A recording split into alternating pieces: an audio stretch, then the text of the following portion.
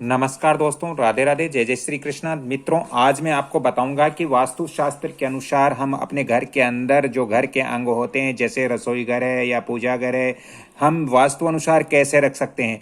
दोस्तों, ये सारी जानकारी मैं इस वीडियो के अंदर आपको देने जा रहा हूं। अगर ये वीडियो आप समझ लोगे तो आप अपना मकान निर्माण पूर्णतः वास्तु अनुसार स्वयं कर सकते हो। और यदि आपके आसपास भी कोई मकान में वास्तु दोष है तो आप उनको भी बता सकते हो कि आपके घर में ये वास्तु दोष हैं और इससे आपको ये समस्याएं हो सकती हैं। तो चलिए हम बात करते हैं। दोस्तों, यहाँ मैंने दिशाएं दी है, पूरब, पश्चिम, उत्तर, दक्षिण, चार जो महत्वपूर्ण दिशाएं होती है वो मैंने दी है। इसके बाद में ईशान कोण, उत्तर पूरब के बीच में ईशान कोण दिया है और पूरब दक्षिण के बीच में आग्नेय कोण दिया है। मित्रों, दक्षिण पश्चिम के बीच में नैऋत्य कोण दिया है और यहाँ पश्चिम उत्तर के बीच में मैंने वायव्य कोण दिया है। तो चार दिशाएं, चार उप दिशाएं, 8 दिशाएं और इस जमीन का मध्य स्थान भी, ब्रह्म स्थान भी मैंने बताया है। तो दोस्तों, आज हम बात कर रहे हैं कि हम जब एक महत्वपूर्ण स्थान होता है हमारे घर का किचन का निर्माण हमें किस दिशा में करना चाहिए। तो किचन का निर्माण हमें आग्नेय कोण में करना चाहिए। ये जो पूरब और दक्षिण के बीच का कॉर्नर है, इसमें अग्नि कोण में किचन का निर्माण करना चाहिए। दोस्तों, स्नान घर है, बाथरूम, वो हमें ईस्ट डायरेक्शन में ही रखना चाहिए। पूरब दिशा के अंदर ही बाथरूम हमें रखना चाहिए। मित्रों, पूजा घर जो भगवान का स्थान होता है, क्योंकि बिना भगवान के हम भी उस मकान में अच्छे से निवास नहीं कर सकते, अच्छे से नहीं रह सकते। इसलिए भगवान का स्थान महत्वपूर्ण होता है घर के अंदर। तो भगवान का स्थान जो पूजा घर है, जो पाठ पूजा करते हैं, वो ईशान कोण में होना चाहिए। हमारे जो उत्तर और पूरब के बीच के कॉर्नर में पूजा घर हमारे घर का होना चाहिए। दोस्तों, हमारे घर में सामान इत्यादि रखने के लिए एक भंडार घर का भी निर्माण करते हैं। तो भंडार घर हमेशा ही हमें उत्तर दिशा में रखना चाहिए। यहाँ पर ये जो दिशा है, यहाँ पर हमें भंडार घर रखना चाहिए। यहाँ पर भंडार घर की व्यवस्था करनी चाहिए। तो यहाँ पर भंडार घर होना चाहिए। दोस्तों, वस्त्र घर, यानी प्राचीन काल में वस्त्र रखने के लिए अलग से कक्ष होते थे, कमरे होते थे, लेकिन आजकल इतनी व्यवस्था नहीं है। तो वस्त्र घर हम कहाँ रखें। दोस्तों, वस्त्र घर आपको बनाना हो तो आप इसको उत्तर दिशा के अंदर ही आपको वस्त्र घर बनाना चाहिए। तो यहाँ पर वस्त्र घर भी हो सकता है उत्तर दिशा में, वस्त्र घर भी उत्तर दिशा में आप रख सकते हो। दोस्तों, शयन कक्ष, जो सोने का हमारा कमरा होता है, जो बेडरूम जिसको बोलते हैं, वो हमेशा ही हमें दक्षिण दिशा में, इस दिशा में बेडरूम हमें रखना चाहिए। बेडरूम यहाँ पर रखना चाहिए। बेडरूम, शयन कक्ष, बेडरूम हम दक्षिण दिशा की तरफ हमारे घर के अंदर होना चाहिए। दोस्तों, आजकल भोजन कक्ष जो है, भोजन कक्ष की व्यवस्था हमें वास्तु अनुसार हमेशा पश्चिम दिशा में करना चाहिए। हमारे घर के ये जो पश्चिम दिशा है, इसमें भोजन की व्यवस्था हमें रखनी चाहिए। भोजन कक्ष यहाँ पर हमें बनाना चाहिए पश्चिम दिशा में। दोस्तों, शौचालय का जहाँ तक बात है, तो वास्तु शास्त्र के अनुसार शौचालय हैं वो आप नैऋत्य कोण में यहाँ पर बना सकते हो। यहाँ पर आप शौचालय दे सकते हो। तो यहाँ पर शौचालय निर्माण कर सकते हो। या आप इसका, अगर यहाँ पर स्थान आप नहीं बनाना चाहते तो इसके लिए मैं दूसरा ऑप्शन भी आपको बताऊंगा। लेकिन जो वास्तु के अनुसार है वो नैऋत्य कोण में हम अपने घर का जो टॉयलेट है, शौचालय, वो रख सकते हैं। दोस्तों, अध्ययन कक्ष, जो बच्चों के अध्ययन करने का जो रूम होता है, पढ़ने का रूम होता है, वो हम किस दिशा में रखना चाहिए। तो वो आपको दोस्तों यहाँ पर नैऋत्य और पश्चिम के बीच में आपको रखना चाहिए। यानी ये जो हमारे घर का नैऋत्य कोण है, ये कोण और पश्चिम दिशा है, इसके बीच में यहाँ पर बच्चों का अध्ययन कक्ष होना चाहिए। यहाँ पर अध्ययन कक्ष यहाँ पर हम रख सकते हैं वास्तुशास्त्र के अनुसार। यहाँ पर बच्चों का अध्ययन कक्ष बना सकते हैं। दोस्तों, स्वागत कक्ष जिसको गेस्ट रूम कहते हैं आजकल, तो स्वागत कक्ष है वो हमें हमें अपने घर के पूरब दिशा में रखना चाहिए। यहाँ पर हम स्वागत कक्ष भी रख सकते हैं। यहाँ पर स्वागत कक्ष भी हम बना सकते हैं वास्तुशास्त्र के अनुसार। दोस्तों, अब बात आती है हमारे घर में पशु रखने का स्थान किस दिशा में होना चाहिए। हमारे घर के अंदर हम पशु रख रहे हैं तो वो पशु किस स्थान पर होना चाहिए। तो दोस्तों, पशु के लिए आपको अपने घर का वायव्य कोण, यहाँ पर हम पशु रख सकते हैं। पशुधन यहाँ पर हम रख सकते हैं वास्तुशास्त्र के अनुसार।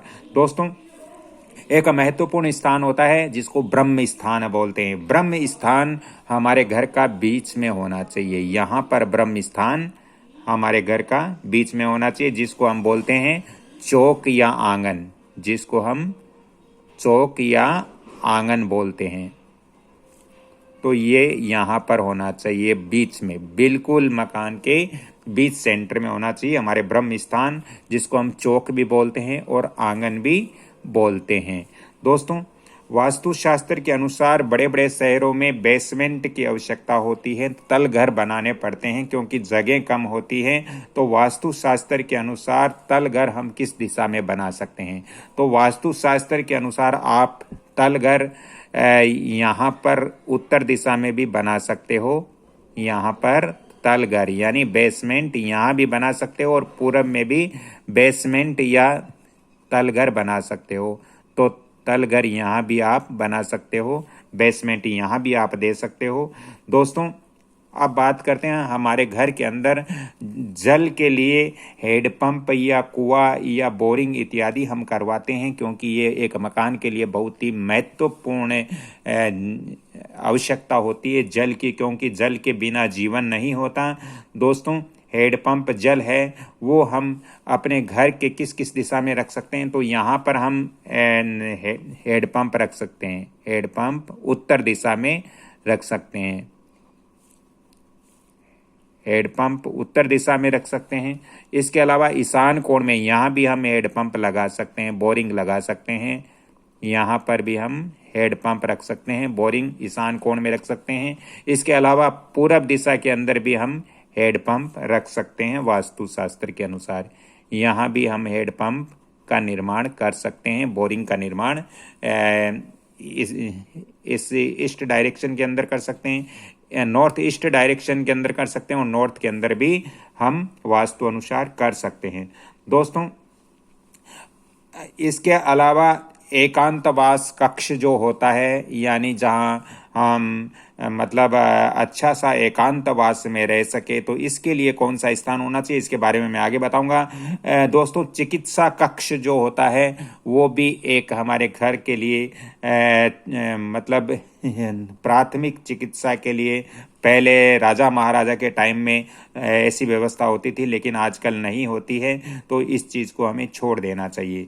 दोस्तों, कोष घर, जहाँ पर हम रुपए पैसे या हमारे जो कीमती सामान होते हैं वो हमें वास्तुशास्त्र के अनुसार हमारे घर के किस दिशा के अंदर हमें रखना चाहिए। तो ये चीज़ आप अपने घर के उत्तर दिशा वाला जो कमरा है जहाँ पर आप निर्माण करोगे, यहाँ पर कोष केस होना चाहिए। यहाँ पर कोष यानी धन रखने का स्थान हमारे घर में होना चाहिए। तो यहाँ पर कोष घर, इसको यहाँ पर उत्तर दिशा की तरफ हम वास्तु अनुसार बना सकते हैं।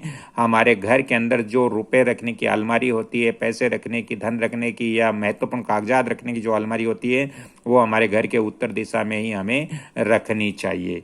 दोस्तों, इसके बाद यदि हम बात करते हैं, क्योंकि पहले राजा महाराजा के टाइम में धर्त, तेल भंडार, ये सब चीज़ें होती थी, लेकिन आजकल ये संभव नहीं है। आजकल तेल वगैरह हम अपने किचन के अंदर ही रखते हैं। लेकिन किचन के अंदर किस दिशा में रखना चाहिए दोस्तों? किचन के अंदर आपको अग्नि और दक्षिण और अग्नि की जो दिशा है, इस दिशा में आपको तेल इत्यादि आपके किचन के अंदर आपको रखना चाहिए। दोस्तों, इसके अलावा प्राचीन काल में शास्त्रागार भी होते थे, जो राजा महाराजा अपने हथियार वगैरह रखते थे, तो आजकल वो संभव नहीं है। अगर घर में अगर आपके ऐसी व्यवस्था है तो वो कहाँ रखना चाहिए? वो आपको अपने घर के अंदर नैऋत्य कोण में, यहाँ पर शस्त्र इत्यादि रखने चाहिए। यहाँ पर शस्त्र ग्रह कहते हैं इसको। तो यहाँ पर शस्त्र इत्यादि यहाँ पर रखना चाहिए वास्तुशास्त्र के अनुसार। दोस्तों, इस वीडियो के अंदर मैंने मोस्टली जो चीज़ें हैं वो बताई हैं कि हमें अपने घर के अंदर कौन सी चीज़ कहाँ पर रखनी चाहिए। इसके अलावा मैं वंदना भोजक चैनल पर भी इससे आगे की जानकारी और दूंगा। यदि आज की मेरी ये जानकारी अच्छी लग रही है तो इस वीडियो को आप लाइक शेयर सब्सक्राइब जरूर करें और बेल आइकन घंटी के निशान पर भी क्लिक करें। वास्तु और ज्योतिष संबंधित ज़्यादा आपको परामर्श लेना हो तो आप फ़ोन नंबर भी नोट करें, या आप ऑन द स्पॉट विजिट करवाना चाहते हो तो भी आप फ़ोन नंबर नोट करें 7901718402। दोस्तों, ये चैनल आपके लिए बहुत महत्वपूर्ण है क्योंकि इसमें एक रहस्यमय और छोटी से छोटी वास्तु की जानकारियां मैं हर समय देने के लिए प्रयत्न करता रहता हूं।